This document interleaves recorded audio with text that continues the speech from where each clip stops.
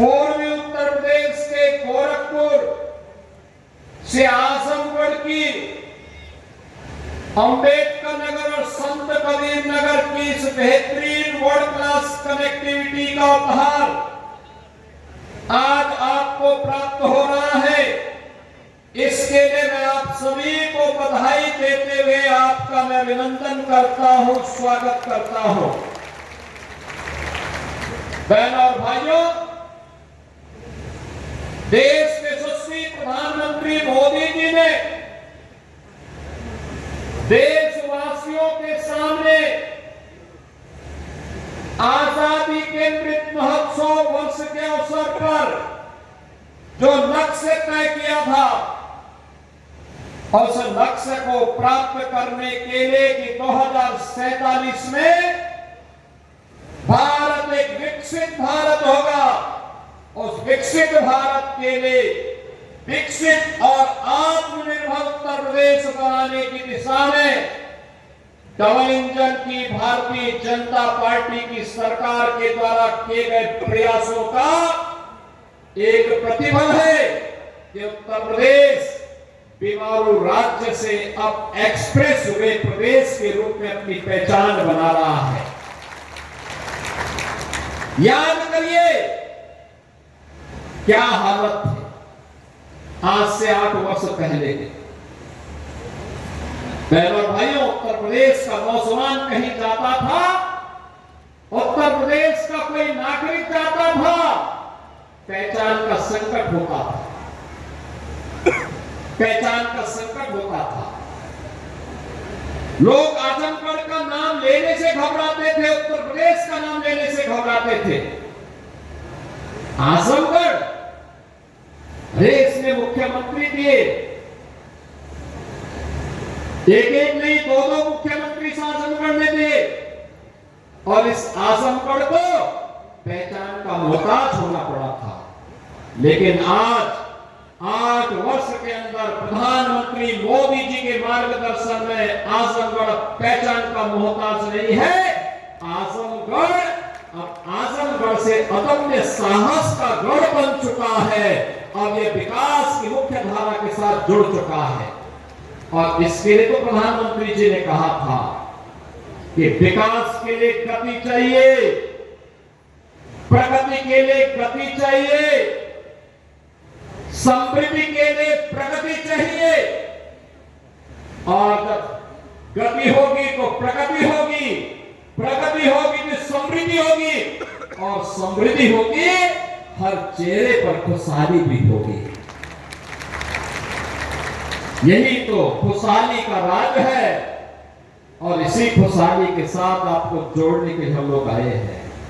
याद करिए कितनी विकास की योजनाएं पिछले 8 वर्ष में आजमगढ़ में आई। पूर्वांचल एक्सप्रेसवे का शिलान्यास भी 2018 में, जुलाई 18 में प्रधानमंत्री जी ने किया था, और उद्घाटन 2021 में पूर्वांचल एक्सप्रेसवे का उद्घाटन भी आदरणीय प्रधानमंत्री नरेंद्र मोदी जी ने किया था। याद करिए 340 किलोमीटर लंबे इस एक्सप्रेसवे को अब मैं देखता हूं आजमगढ़ के लोग, मऊ के लोग, गाजीपुर के लोग सुबह जाते हैं लखनऊ और दोपहर में अपना कार्य निपटा करके वापस अपने गांव, अपने शहर में वापस आ जाते हैं। ये होती है गति और यही होती है प्रगति। जब हम लोग 2017 में आए थे, हमारे पास डेव एक्सप्रेसवे थे, यमुना एक्सप्रेसवे और आगरा लखनऊ एक्सप्रेसवे का काम आधा हुआ था, आधा हुआ था। आज मुझे बताते हुए प्रसन्नता है, आधे काम को तो हमने पूरा किया ही। पूर्वांचल एक्सप्रेसवे की यात्रा का साक्षी आप बन रहे हैं, 2021 से लगातार बन रहे हैं।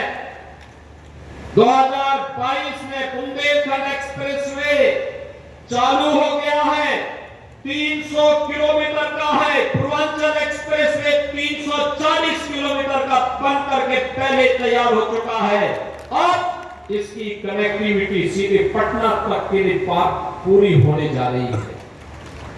आप याद करिए कि पटना से लेकर के लखनऊ तक और लखनऊ से लेकर के दिल्ली तक की पूरी कनेक्टिविटी कितनी आसान हो जाएगी। 1857 के प्रथम स्वतंत्र समर के नायक वीर कुंवर सिंह ने जब अंग्रेजों को पछाड़ने के लिए आजमगढ़ तक अंग्रेजों का मुकाबला किया था, तब कनेक्टिविटी नहीं थी। अगर उस समय ये पूर्वांचल एक्सप्रेसवे होता तो आजमगढ़ के लोग वीर कुंवर सिंह के साथ मिलकर के अंग्रेजों को मार मार करके खदेड़े होते और फिर यह देश 1857 में ही स्वाधीन हो गया होता। उस समय कनेक्टिविटी नहीं थी, अभाव था, कनेक्टिविटी का अभाव था। लेकिन आज पटना से लेकर के दिल्ली तक की कनेक्टिविटी पूर्वांचल एक्सप्रेसवे देने जा रही है। बुंदेलखंड एक्सप्रेसवे दिल्ली से आगरा होते हुए हम इसको सीधे चित्रकूट तक जोड़ रहे हैं। 300 किलोमीटर का एक्सप्रेसवे बन चुका है, यातायात फराटा भर रहा है। और आज 91 किलोमीटर का एक्सप्रेसवे, 91 किलोमीटर का एक्सप्रेसवे आजमगढ़ से गोरखपुर की कनेक्टिविटी को पूरा करने जा रहा है। बीच में अम्बेडकर नगर जनपद और संत कबीर नगर जनपद भी इसका लाभ प्राप्त करेगा। दिल्ली से मेरठ के बीच में एक्सप्रेसवे का निर्माण, 12 लेन का एक्सप्रेसवे पहले ही प्रारंभ हो चुका है।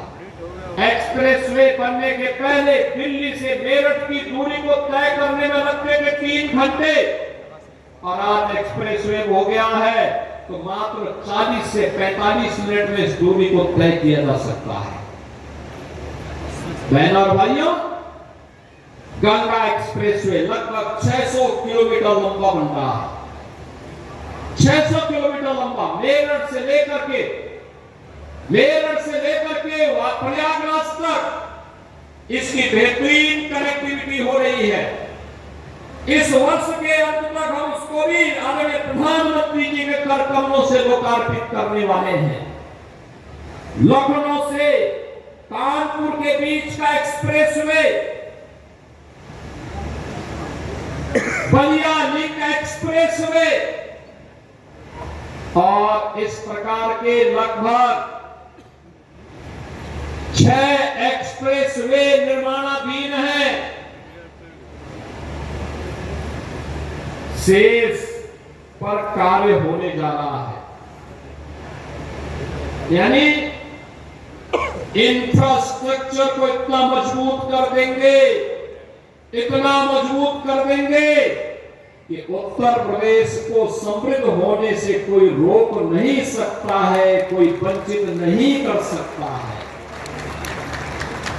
और यही तो इस नए भारत के नए उत्तर प्रदेश की पहचान है, यही पहचान है। बहनों और भाइयों, पहले 2017 के पहले पता ही नहीं लगता था गड्ढे में सड़क है कि सड़क में गड्ढा है, ये पता ही नहीं लगता था। लेकिन आज गड्ढा मुक्त सड़कें, इंटर स्टेट कनेक्टिविटी 4 लेन के साथ,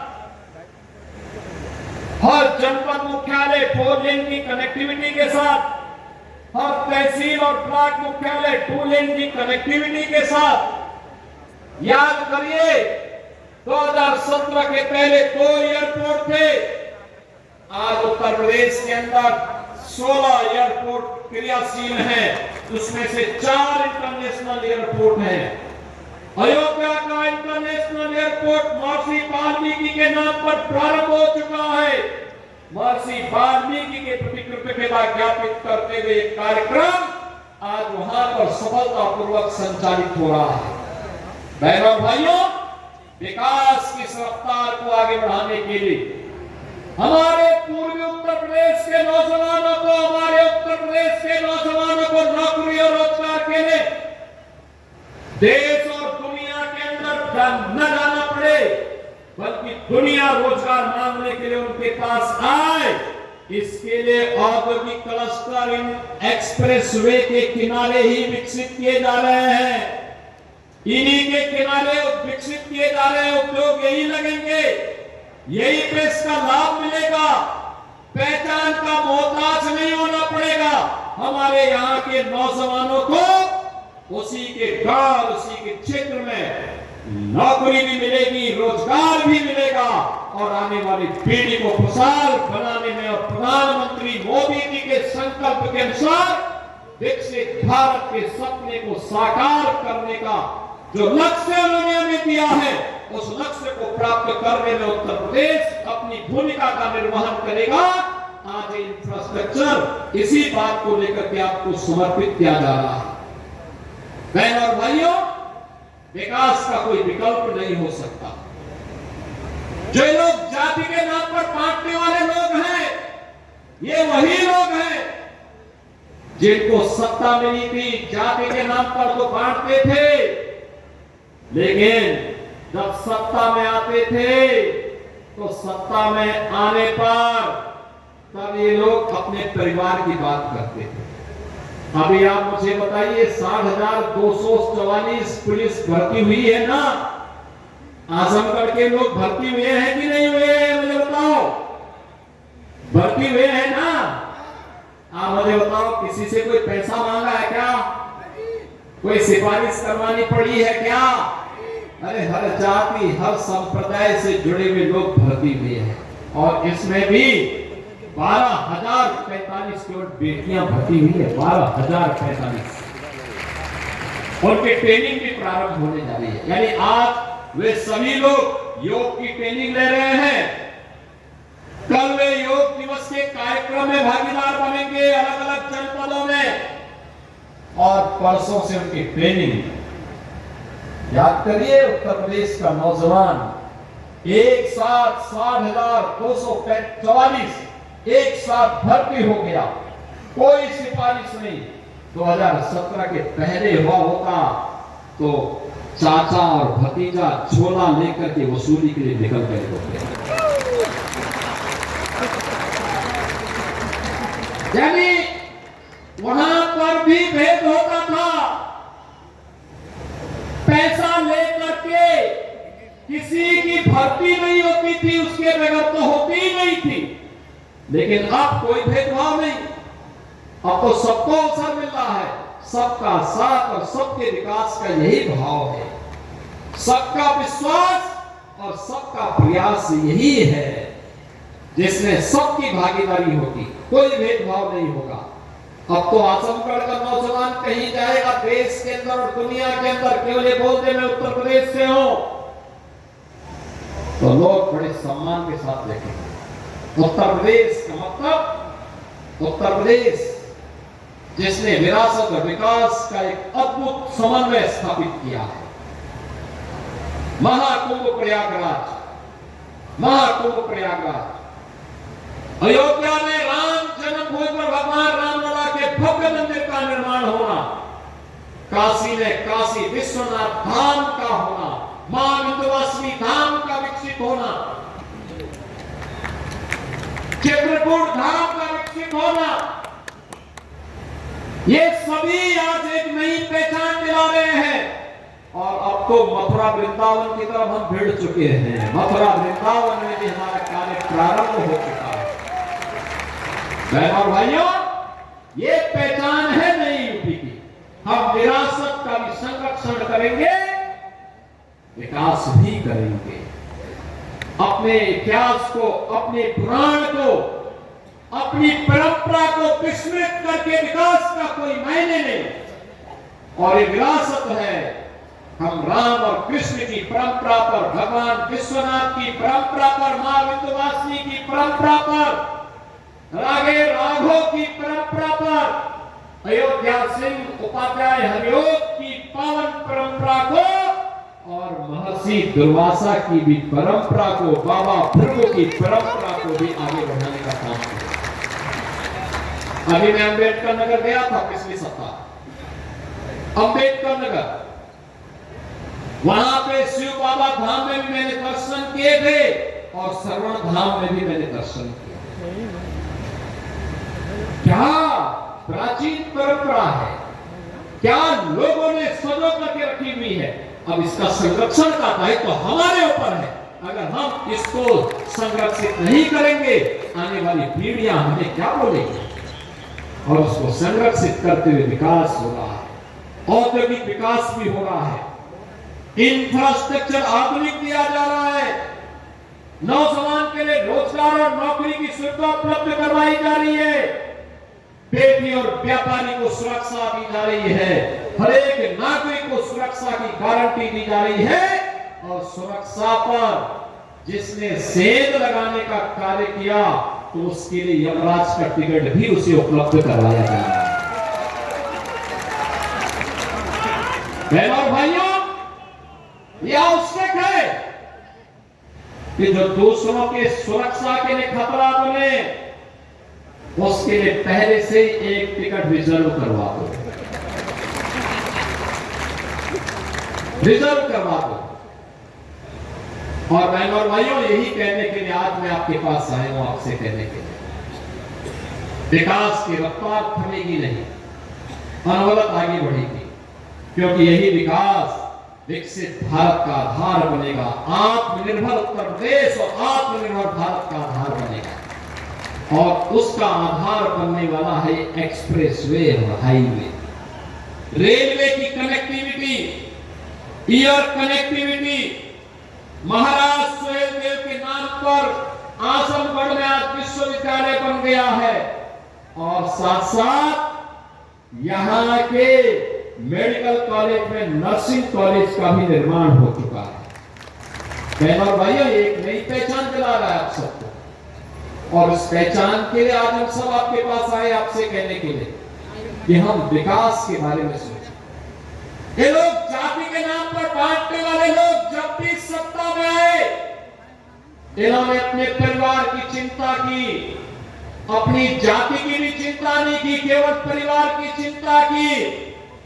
किसी गैर सिपाही वासी को यहां से सांसद बना करके भेजने का काम किया था तो भारतीय जनता पार्टी ने ही किया था, भारतीय जनता पार्टी की सरकार ने किया। देखो, निरुआ सांसद बना, नीलम सोनकर सांसद बनी, तो विकास आजमगढ़ में द्रुत गति से आगे बढ़ा। मुझे बताओ, आपने मुख्यमंत्री को यहां से चुनाव जिता के भेजा था, विश्वविद्यालय नहीं दे पाए, पूर्वांचल एक्सप्रेसवे नहीं दे पाए। कितना बेवकूफ बनाया था पूर्वांचल एक्सप्रेसवे के नाम पर। 340 किलोमीटर का लंबा एक्सप्रेसवे शिलान्यास कर दिया, अलाइनमेंट भी नहीं पता, और जमीन एक भी इंच नहीं खरीदी। जब 6 महीने के बाद 17 में मैं आया, मैंने कहा भी क्या हुआ, क्या प्रोग्रेस है? कहा साहब जीरो। मैंने कहा क्यों जीरो है? कहा साहब जमीन ही नहीं तो एक्सप्रेसवे बनेगा कहां पे? मैंने कहा फिर ये टेंडर कैसे हो गए? टेंडर कर दिए गए थे 15,200 करोड़ के। एक्सप्रेसवे की चौड़ाई थी मात्र 110 मीटर। मैंने तब उस समय के जो नए सीओ बनाए गए थे यूपीडा के अवनीश अवस्थी जी से कहा, मैंने कहा अवस्थी जी ये काम करिए, यह 110 नहीं अब 120 मीटर चौड़ा होना चाहिए। बाई चांस हमें इस एक्सप्रेसवे के साथ जब हम high speed, semi high speed train का संचालन भी करेंगे, उसके लिए हमें जमीन चाहिए होगी। तो एक साथ हम उसके साथ एक्सप्रेसवे के साथ उसको भी दौड़ा सके, जमीन खरीदिए, इसको पुराने टेंडर को कैंसिल करिए और फिर इस कार्य को आगे बढ़ाइए। आप सोचिए, वे 110 मीटर चौड़ा 2016 में 15,200 करोड़ रुपए में बना रहे थे। एक भी जमीन नहीं खरीदे, काम प्रारंभ ही नहीं वो कर पाए। टेंडर आवंटित कर दिए, हम लोग आए, हमने कैंसिल किया, जमीन खरीदना प्रारंभ किया। और जमीन खरीदने के बाद जब हम लोगों ने टेंडर किए तो बहनों और भाइयों वही एक्सप्रेसवे 11,800 करोड़ रुपए में बना करके हमने समर्पित कर दिया। ये 3,000-4,000 करोड़ रुपए की जो डकैती डाल रही थी, कौन डाल रहे थे? ये वही लोग हैं जो आज आपको गुमराह करने के लिए फिर से ईमानदारी का चेहरा दिखाने के लिए आपके पास आएंगे। तब तो इन्होंने पूर्वांचल एक्सप्रेसवे नहीं बनाया, महाराज सोहेलदेव के नाम पे विश्वविद्यालय नहीं बनाया, वे विकास नहीं करते थे, वे तो मुंबई की डी कंपनी को पालते थे, डी कंपनी को, दाऊद गिरोह को पालते थे, पार्टनरशिप करते थे, उनके साथ मिलकर के बंदरगांठ करते थे,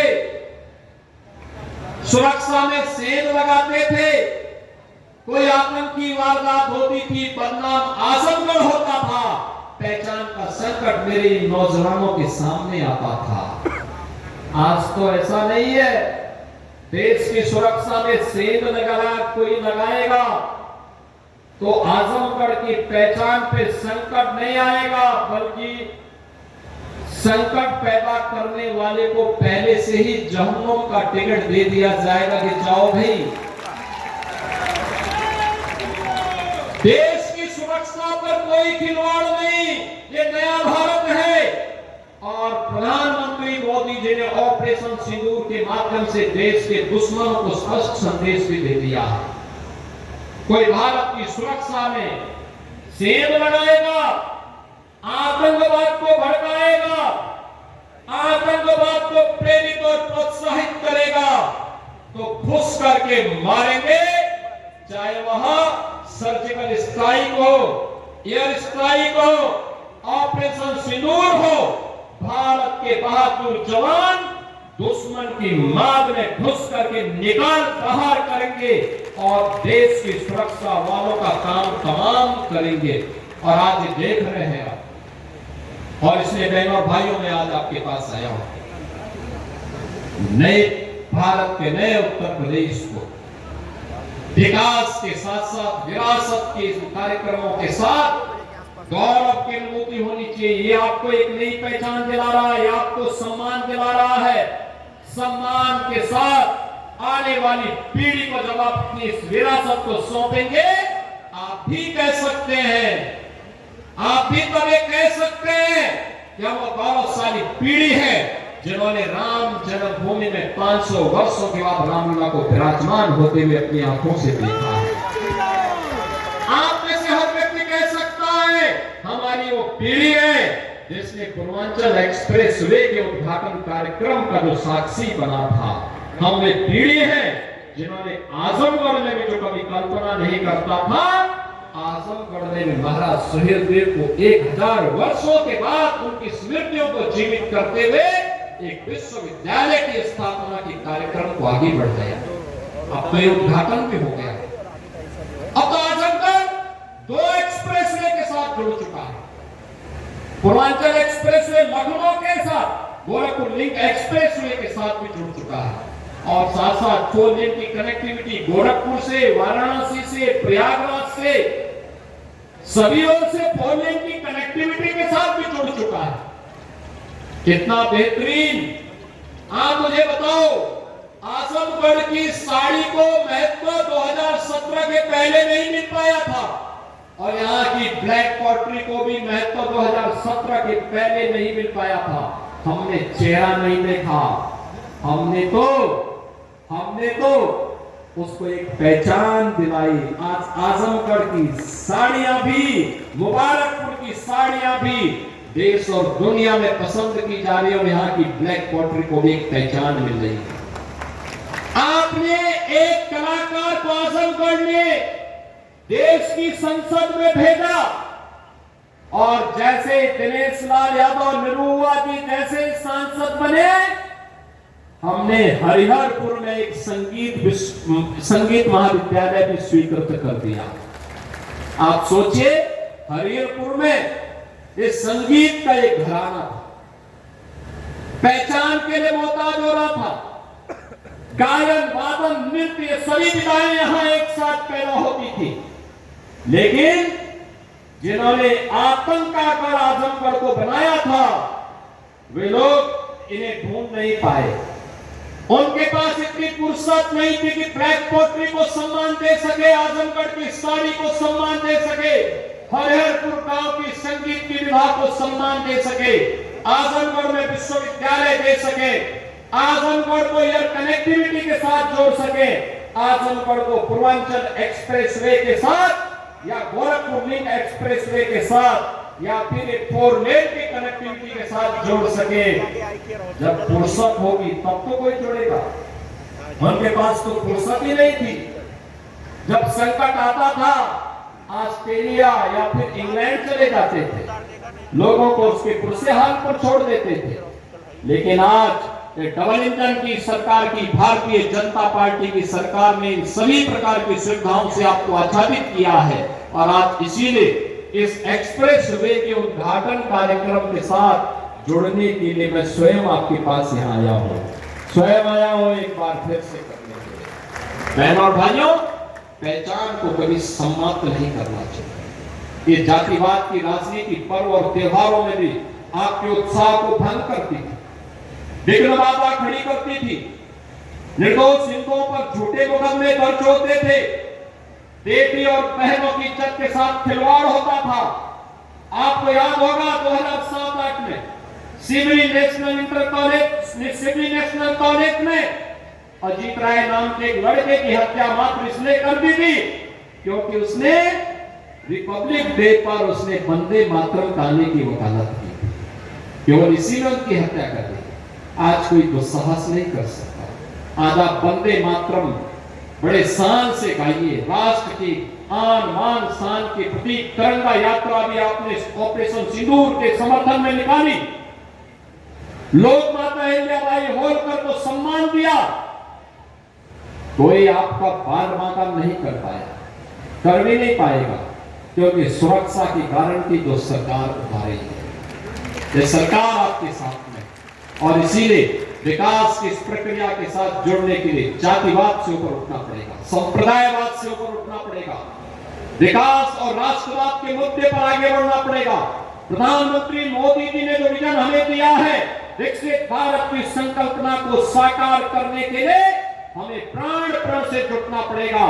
इन्हीं सब बातों के साथ आज पूर्वांचल एक्सप्रेसवे के, इस गोरखपुर लिंक एक्सप्रेसवे के लोकार्पण के अवसर पर आजमगढ़, अंबेडकर नगर, संत कबीर नगर और गोरखपुर के सभी जनता जनार्दन के प्रति मैं हृदय से बधाई देता हूं, अपनी शुभकामनाएं देता हूं, धन्यवाद देता हूं यूपीडा और औद्योगिक विकास को। उन्होंने समय सीमा के अंदर इन कार्यक्रमों को आगे बढ़ा करके, ये कार्यक्रम बहुत कठिन था, चैलेंजिंग था इस क्षेत्र में लिंक एक्सप्रेसवे बनाना, लेकिन अब इस आसान किया उन्होंने, काम आसान हुआ, कार्य हुआ और आज उसके लोकार्पण के साथ आपसे जुड़ने का अवसर प्राप्त हुआ। आप सबको बहुत बहुत बधाई, हमारी शुभकामनाएं, धन्यवाद। जय हिंद, जय जय श्री राम, जय जय